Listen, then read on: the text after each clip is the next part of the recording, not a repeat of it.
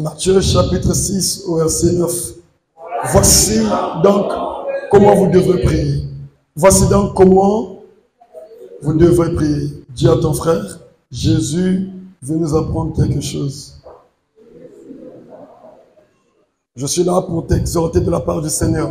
Le thème de notre exhortation est intitulé « Apprends-nous à prier ». Répète 3 fois, Jésus-Christ, apprends-nous à prier.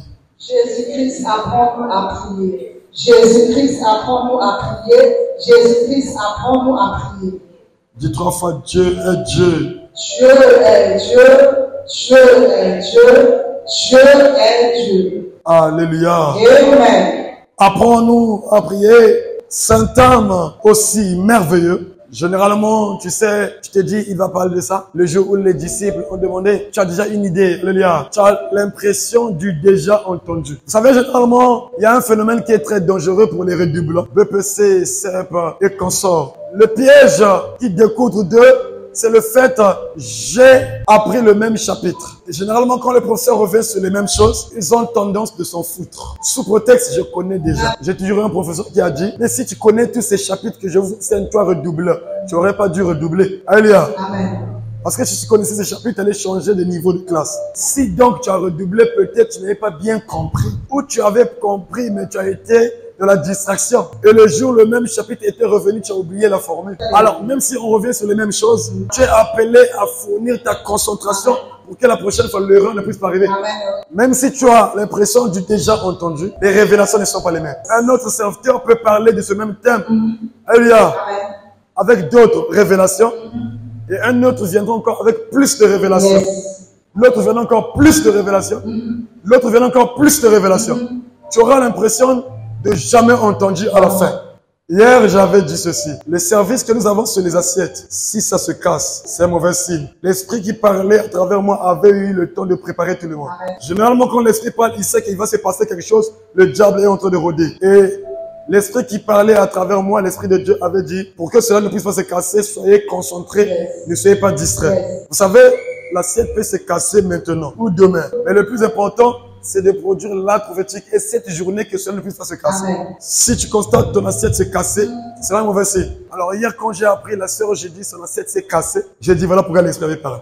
Hier, là, au moment où vous étiez en train de chanter, c'était la prophétie qui sortait à travers cette chanson. Pendant que vous étiez en train de dire, Jésus nous exhorte l'amour du prochain.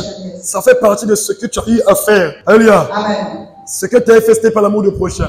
Pendant que tu chantais, Jésus nous appelle la symbiose, l'unité. Ça fait partie de ce que tu n'avais pas fait. Il y a un esprit qui rôdait autour de toi qui t'empêchait. N'oublie pas, il y a eu un temps où tu as eu à t'asseoir presque 6 mois, tu ne priais plus parce que ma foi misakio. Il y a un esprit qui cherche à te déstabiliser. Donc tu es, quand on dit soyez lent à la colère, Yes. toi tu n'es pas lent à la colère, rapidement tu réagis. L'esprit là arrive à t'atteindre. C'est le même esprit qui a voulu. Pourquoi j'ai dit qui a voulu?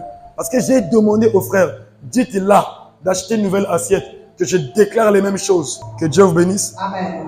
Hier, pendant que j'étais en train de parler prophétiquement avec une famille, j'ai dit à son mari, est-ce que tu sais que ta femme a un esprit, le mari de nuit? Automatiquement, il dit, prophète, je le sais. J'ai dit, comment ça? J'avais un songe, un mari de nuit était venu dans le songe, je me dis, ça c'est ma femme. Dans l'ange, le mari de nuit était directement venu voir, menacer le mari. Donc, vous savez, quand on est là, tu sais que si tu n'avais pas vu, tu peux dire, oh, qu'est-ce qu'il raconte? Dans les églises, là, il le voit seulement. Heureusement, j'avais eu la grâce de tomber sur un homme qui a déjà été visité par le mari de nuit pour lui menacer. Yes. Donc, généralement, faites attention si tu as affaire à un homme de Dieu dont tu es révélé, cet homme est un saint homme de Dieu.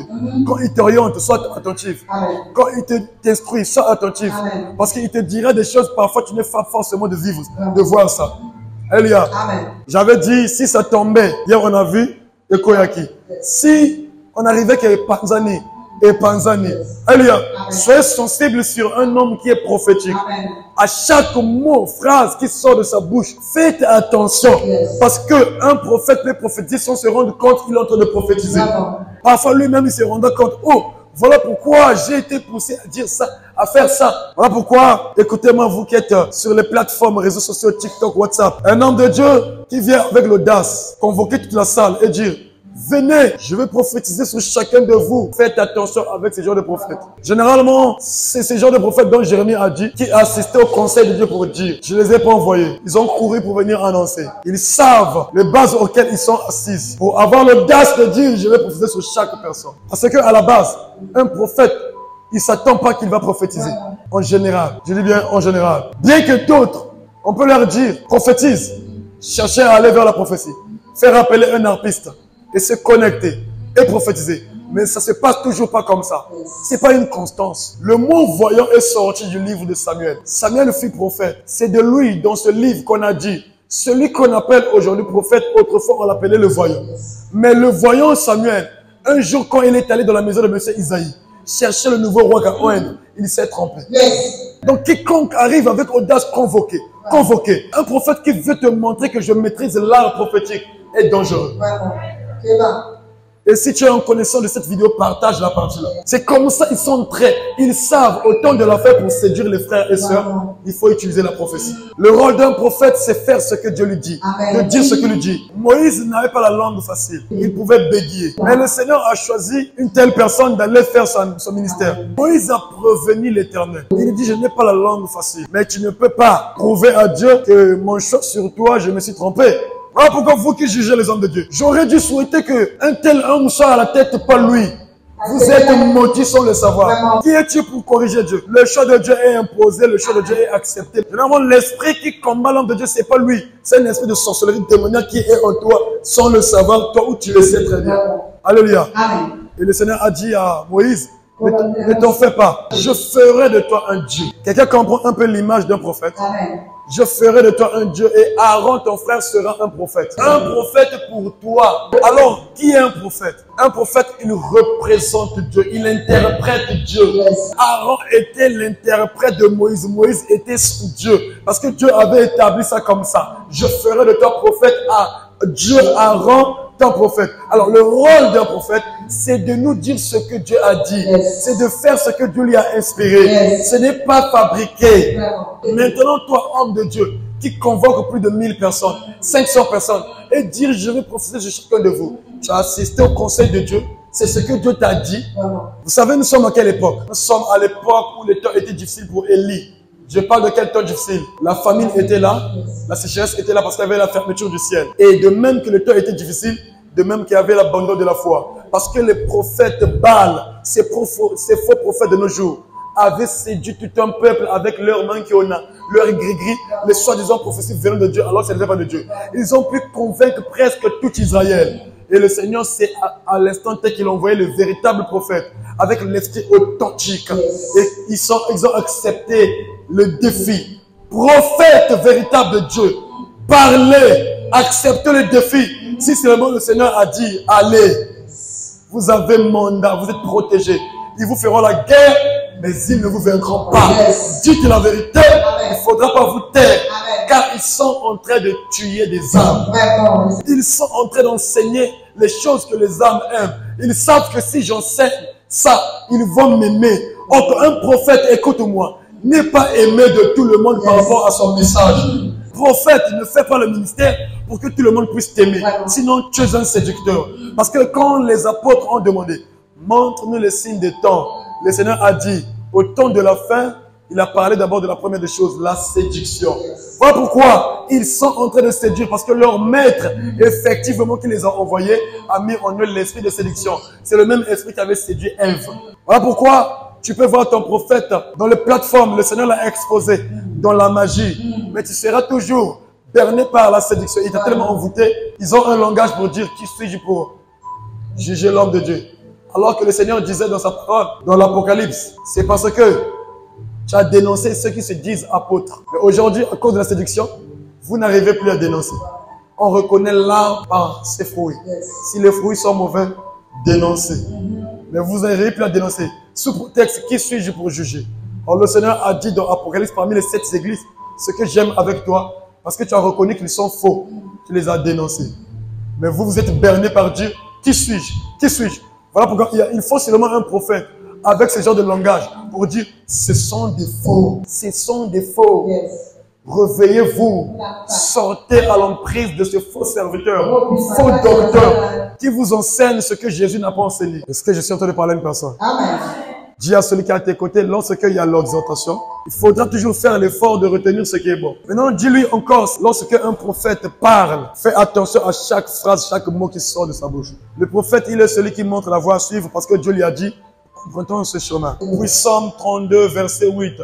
Je t'instruirai, je te conseillerai, je te montrerai la voie à suivre et j'aurai le regard sur toi. Alors, l'Éternel instruit son serviteur. Il lui dit, pour ce séminaire, faites ceci. Il faut organiser une retraite. Il faut appeler. Alléluia. Et lui, quand il vient interpréter seulement. Ainsi dit-il, faites ceci. Mais malheureusement, il existe une catégorie qui ne suit pas la voie prophétique. Or, la voie prophétique, c'est la voie qui va t'établir. La voie prophétique est la voie qui va te guérir. Amen. La voie prophétique est la voie qui va te restaurer. Amen. La voie prophétique est la voie qui va te délivrer. Amen. Ne pas suivre la voie prophétique, tu es en train de perdre ton temps. Moi, j'ai des questions à vous poser. Pourquoi jeûner? C'est seulement une catégorie de certaines personnes qui peuvent jeûner, mais sauf toi. Pourquoi entrer en retraite? C'est seulement les autres qui entrent en retraite, mais pas toi. Pourquoi aller au pèlerinage, au village? C'est seulement les autres, mais pas toi. Pourquoi quand on appelle tout le monde, on va dormir ici? D'autres dorment, mais pas toi. Et si tu as la révélation que je suis le véritable prophète de Dieu, tu as la révélation. Pourquoi quand je dis que non, on va oindre tout le monde, mais toi tu fuis? Tu sais, chaque action que tu produis, tu sais ce que tu fais. Alléluia. Amen. Dis 3 fois, Jésus-Christ est Seigneur. Jésus-Christ est Seigneur. Jésus-Christ est Seigneur. Jésus-Christ est Seigneur. Alors, prophète, écoutez-moi. C'est une révélation qui est connue de tous. Je parle des vrais hommes de Dieu qui ont la révélation. Les prophètes de ce temps de la fin doivent agir avec l'esprit d'Élie. Je donne une orientation prophétique. Si tu es un prophète que Dieu t'a envoyé, tu t'es pas fait unique, tu t'es pas fabriqué, tu étais dans le conseil de Dieu, tu as vu dans la vision, va naître. Je ne sais pas comment tu as reçu un appel prophétique. Demande à Dieu de te donner l'esprit qui animait Élie. C'est l'esprit de Dieu. C'est le seul esprit qui va démontrer au temps de la fin la puissance. Parce qu'ils sont en train de séduire le peuple avec ce qui frappe le regard. Il faut que Dieu aussi t'utilise dans la démonstration de la puissance pour ramener le peuple séduit au véritable Dieu authentique. Il y a 2 choses qui se passent. Ils utilisent Mankiona et des choses qu'ils ont pris, c'est Jézabel. Parce qu'ils travaillent aussi avec le pouvoir du diable qui les a introduits, qui les a financés.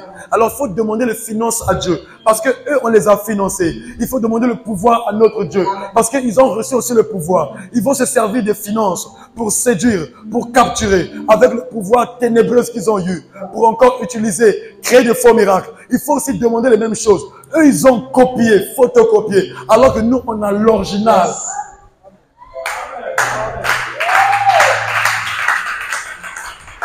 Alléluia. Ah, pourquoi? Ce n'est plus le temps d'essayer d'expliquer le miracle. C'est le temps de démontrer le miracle. Nous sommes dans la maison de la gloire. AVC, elle était là, la sœur. Eux-mêmes vont témoigner. On a vu des femmes ici. Un mois ne passera pas, tu seras enceinte. Parce qu'il faut maintenant démontrer ça. Parce que trop parler, c'est comme si tu étais en train de défendre Dieu. Dieu, on ne le défend pas. Dieu, on le met à l'épreuve. Et il doit prouver s'il est Dieu, s'il ne l'est pas. Et c'est comme ça aussi tu vas voir si le prophète qui parle, il est avec Dieu. Depuis que je dis que je suis prophète, Dieu m'a envoyé. Quels sont les signes qui ont marqué que c'est vrai? Est-ce que ceux qui avaient l'AVC, la mère était revenue à la vie? Est-ce que la femme stérile, quand on a prophétisé qu'un mois ne passera pas, elle a mis au monde aujourd'hui? Est-ce que quand on a dit donne-nous à manger, on va manger mais 3 mois ne passera pas, tu seras enceinte? Ça s'est réalisé? Est-ce que il faut réunir tous les éléments pour dire cet homme est un saint homme de Dieu? Une fois que tu as la révélation, il y a des gens qui avaient l'AVC, Dieu a utilisé cet homme, démontré publiquement. Et la personne qui avait la même mort, AVC, spectaculairement aux yeux de tous, la mère est devenue normale. La femme qui n'enfantait pas, la stérile, il a seulement libéré les mots. 1 mois ne passera pas. Aujourd'hui, l'enfant est venu. 15 jours n'étaient pas passés. Peu importe ta maladie, tes difficultés, tes problèmes, dis-toi que s'il a fait ça avec les autres, son Dieu, il le fera avec moi. Mais le diable te dira, Dieu aime seulement les autres, pas moi. Il va te pousser à te suicider.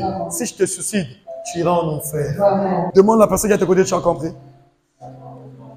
Demande ton frère, tu as compris? Vous savez, parfois Dieu, il veut faire quelque chose avec toi. Mais c'est pas parce qu'il a fait chez lui que tu vas l'obliger, fais directement. Hier, on était en train de chanter cette chanson-là, non? Nazo Benga, Zambena Bikeke. Oh yo. Il y a un Dieu à Longolanini. À Longolakaso. Mais sauf qu'il le fait en son temps. Parfois, on se retrouve dans des conditions où on veut l'obliger. Et lui, il attend un temps. Tu n'as toujours pas lu un passage où on dit au temps fixé, au temps marqué. Voilà pourquoi l'Esprit de Dieu c'est l'esprit de la patience. Généralement, l'ennemi veut mettre le contraire. Quel est le contraire de la patience? L'impatience. L'ennemi utilise l'impatience alors que l'Esprit de Dieu utilise la patience. Vous savez, pour Joseph, il fallait la patience pour entrer dans sa saison, d'être ministre à l'étranger. D'ailleurs, lui, il ne savait pas. Tout ce que Dieu lui avait révélé, c'est sa jambe qui était restée debout, alors que les 12 autres jambes s'étaient inclinées. Parfois, Dieu, quand il veut te parler de la gloire qu'il veut introduire dans ta vie, il peut te montrer le gotabambong, ma pièce à or. Il peut te montrer, on est en train de témoigner, tout le monde courait vers moi, écoutez mon témoignage. Mais il ne t'a pas expliqué quel jour, quand, de quelle manière, de quelle façon. Mais au moins, retiens cette révélation et reste patient. Cela arrivera à Habakkuk. Grave cela au table de cœur. Les pierres de... Alléluia. Même si cette prophétie tarde, il dit, attends-la. Le Seigneur dit encore, car c'est une prophétie dont le temps est déjà fixé. Il dit encore, même si elle tarde, parce qu'il sait qu'il y a des choses qui prennent du temps avant de se réaliser. Alors, il nous enseigne un terme tiré d'Habakkuk, la patience. Même si elle tarde, l'ennemi viendra pour mettre l'impatience. Parce que l'ennemi sait que la gloire qui arrive est énorme. Ne voudront pas que la gloire t'affecte. Il va précipiter ta chute. Alors que si tu attendais, tu allais vivre des choses incroyables. Finalement, je me demande si je suis en train de t'enseigner le thème. On a un thème, apprendre à prier, mais je me retrouve... Bon, on retient seulement le thème, c'est l'exhortation. Alléluia. Est-ce que je suis en train de parler à une personne? Avec l'impatience, il est en train de déstabiliser beaucoup de femmes. Le diable, il est passé par la femme de Potiphar. Vous savez, monsieur Potiphar, il était au rang élevé. C'est le genre de personne, si Dieu te met en connexion avec lui, si tu avais 5 millions au compte, tu vas te retrouver milliardaire.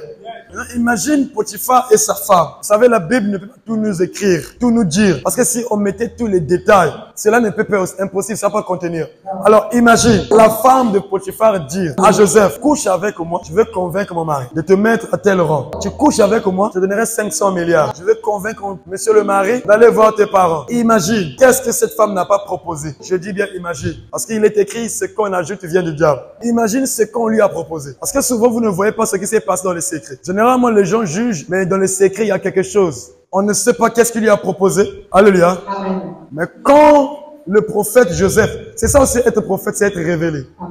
C'est discerner les esprits. Quand il a analysé, il dit, je préfère la prison du roi que accepter les compromis. Qu'est-ce que je voulais dire par là? Souffre pour Dieu. Fais un ministère où tout le monde te déteste. Après tout, tous ceux qui sont détenteurs d'une onction incroyable souffrent de ça. Souffrent de trahison. Des choses qui les fait pleurer. Vous savez, il faut faire confiance extrême à Dieu pour accepter. Et pourtant, il a été prévenu. Tu couches pas avec moi. Dès que tu sais de me faire un pas, sortir de cette maison, m'humilier moi, femme belle, femme forte, refuser mes avances, toi esclave. Imagine le son commence à changer. Si tu essaies de partir, tu te soumets pas à ce que je te propose. Après tout, je ferai de toi un homme fort, puissant, quand mon mari est bien élevé. Déjà, à l'exemple, tu étais esclave, mais je t'ai mis au-dessus de tous les esclaves. Et je te propose plus. Tu oses me défier? Imagine, ce qu'on me bat le bima. Je veux crier. Nakoko sako violenga. Imagine, les faibles diront quoi? Parce que toi, esclave, loin de ta famille, quel est l'avocat qui va te défendre? C'est-à-dire que si Potiphar entend, imagine combien il va donner ordre qu'on te tue. Je pense qu'avant de prendre la décision de fuir, il a fait confiance à Dieu. S'il faut mourir, je mourrai. Le fait qu'il a eu confiance à Dieu, effectivement, tous ceux qui se confient en l'Éternel ne sont jamais dans la confusion.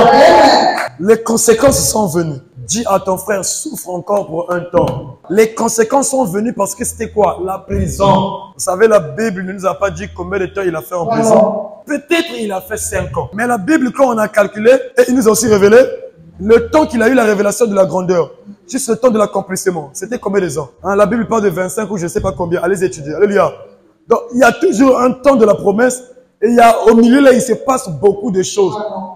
Et laisse-moi te dire, il était en train de souffrir au milieu. Dis à ton frère, continue à souffrir au milieu si c'est la volonté de Dieu.